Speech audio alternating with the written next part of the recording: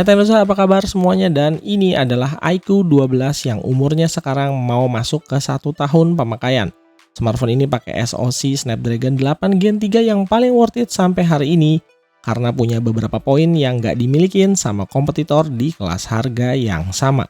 FYI buat yang tanya-tanya soal harga, ya kalau beruntung iQOO 12 bisa ditebus dengan harga 9 jutaan kecil, atau bahkan kalau emang lagi hoki bisa manfaatin beberapa kupon atau voucher dari marketplace dan harganya bisa drop lagi di bawah 9 juta rupiah.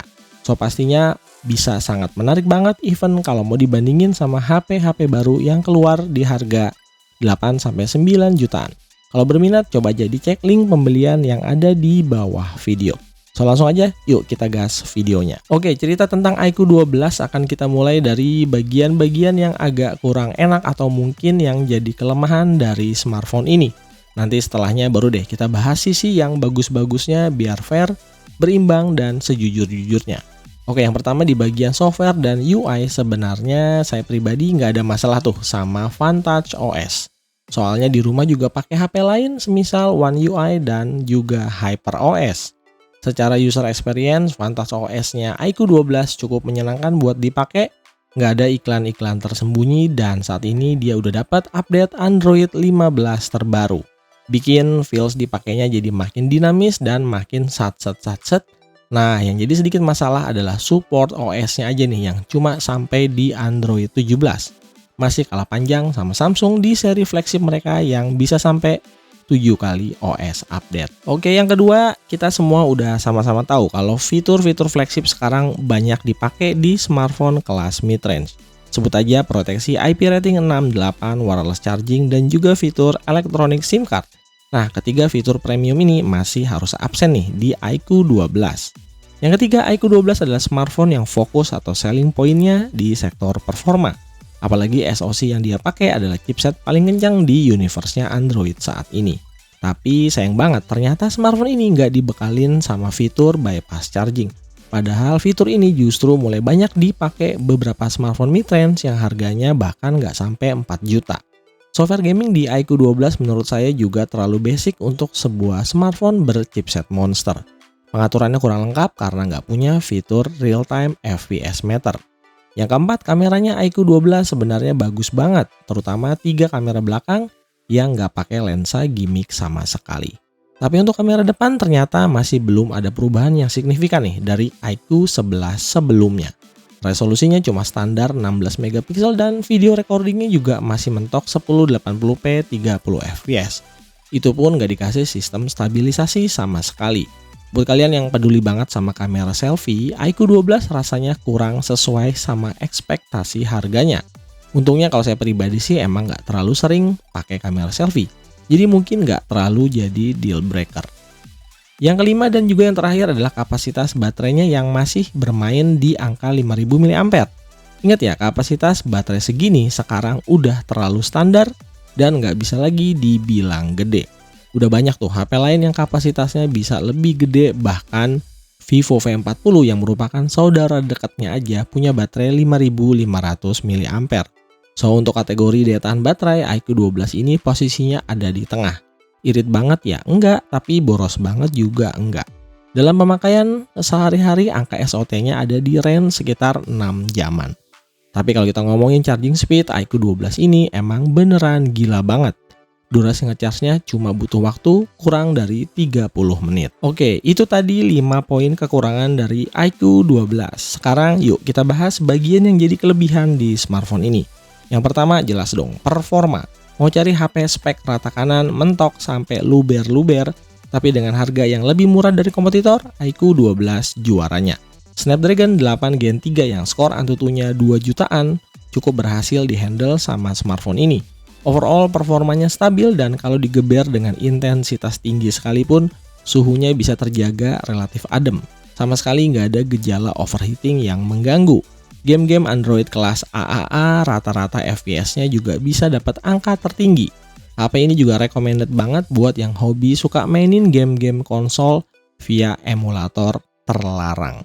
Tinggal dipakein gamepadnya aja, semuanya beres, tinggal main. Yang kedua, HP ini punya memori yang gede banget. iQOO 12 nggak main tuh, memori 8256 atau 12256. Dia tuh langsung lompat ke 16,512 GB. Udah gitu fitur memory extensionnya juga plus 16 GB. Jadi kalau di total dia tuh punya RAM 32 GB, gabungan dari RAM fisik dan RAM virtual. Ini jadi salah satu smartphone dengan RAM terbesar di market Indonesia saat ini. Pokoknya dijamin bakalan puas banget buat nyimpen koleksi foto, video, aplikasi, bahkan sampai ke gaming. Oke, yang ketiga, kamera belakangnya iQOO 12 nggak ada satupun yang gimmick dan improvementnya lumayan banget dari iQOO 11 sebelumnya. Saya highlight yang penting-pentingnya aja ya. Yang pertama, setup dan karakter kameranya jelas masih ngikutin karakter kameranya Vivo. Processingnya lebih fokus ke arah hasil foto yang vibrant, saturated, dan pastinya sosmed ready.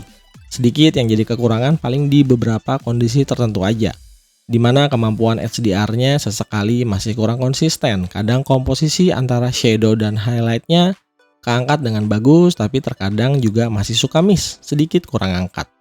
Untuk foto dengan objek manusia, skin tone-nya masih relatif cukup aman dan akurat, nggak meleset jauh dari skin tone aslinya. Fotonya bisa tetap tajam, detail per detailnya juga bisa ketangkap dengan sangat baik. Kamera ultrawide-nya punya resolusi 50 megapiksel plus punya kemampuan autofocus. Jadi bisa ambil foto-foto dengan FOV yang lebih lebar tanpa harus kehilangan banyak detail. Plus dia juga bisa dipakai untuk ambil foto dengan jarak minimum fokus yang super dekat untuk dibikin ala-ala foto makro gitu. So, kalau ada brand smartphone yang katanya collab sama Leica tapi kamera ultrawide-nya nggak punya autofocus, ya itu sih agak sedikit ngelawak ya. Kamera periskop 3 kali optical zoom-nya juga nggak kalah gokil sama kompetitor sekelasnya. Malahan bisa dibilang salah satu yang terbaik untuk harga di bawah 10 juta. Untuk hybrid zoom sampai 10 kali, kita masih bisa dapetin hasil foto yang tajam banget kayak di kamera HP-HP flagship. Kalaupun terpaksa harus ngambil foto dengan objek yang jaraknya super jauh, hasil foto 100 kali zoom-nya sama sekali nggak jelek. Atau kalau mau dipakai untuk pamer foto-foto bulan yang estetik, iQOO 12 juga sangat bisa diandelin. Oh ya, jangan lupain kemampuan portrait mode dari lensa periskopnya juga mind blowing banget. Soalnya hasilnya tuh tajam, edge detection-nya rapi, dan creamy bokehnya beneran cakep.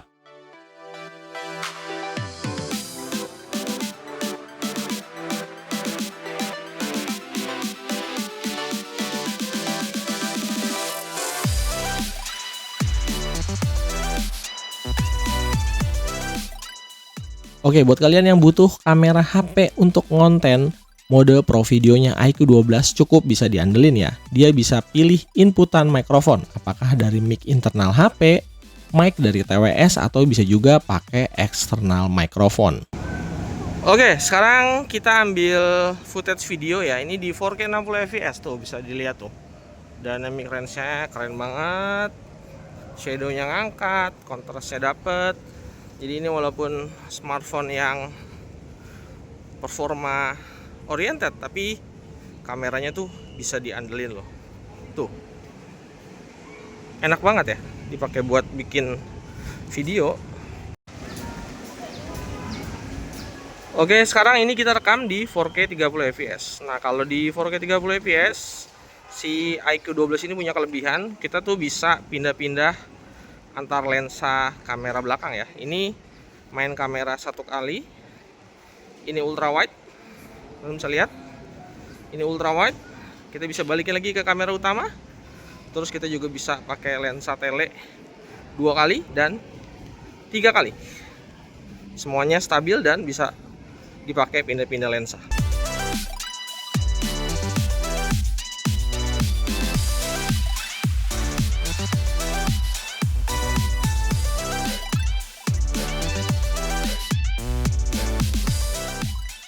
Yang keempat, secara form factor hampir semua yang ada di HP ini kelasnya benar-benar truly flagship. Jadi wajar aja brand otomotif besar semisal BMW mau diajak berkolaborasi. Desainnya berkarakter, nggak niru-niru bahasa brand sebelah, dan yang pastinya no plastik club. Karena framenya metal aluminium dan back covernya terbuat dari kaca. Nah, di poin plus yang terakhir adalah performa layar. Resolusi layarnya iQOO 12 emang sedikit downgrade dari iQOO 11 dan sekarang pakai resolusi 1.5K kayak di mayoritas HP-HP China. Tapi secara keseluruhan layarnya masih sangat memuaskan. Dimensinya super lega, reproduksi warnanya vivid dan tajam, refresh rate layar AMOLED LTPO-nya bisa bekerja dari 1 Hz sampai ke 144 Hz. Visibilitas di luar ruangan beneran terang banget dan pastinya punya respon layar sentuh yang sat. Yo, itu tadi iQOO 12. Smartphone ini emang bukan yang truly 100% flagship phone.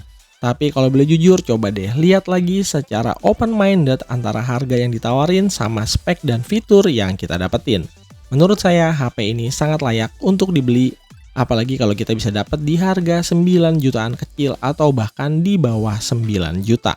Poin-poin plus minus pastinya masih ada nih, tinggal disesuaikan aja sama prioritas kebutuhan dari masing-masing user. Kalau udah gini tinggal kita pantau terus aja. Gimana sih penerusnya nanti si iQOO 13? Apakah nantinya ada peningkatan yang signifikan lagi atau enggak dari iQOO 12 ini? Yuk kita tunggu aja mainnya kayak gimana. Sekian video kali ini, jangan lupa yuk bantu support terus channel ini supaya bisa tetap produktif. Hai, Nusa pamit and kita ketemu lagi di video-video selanjutnya. Yo.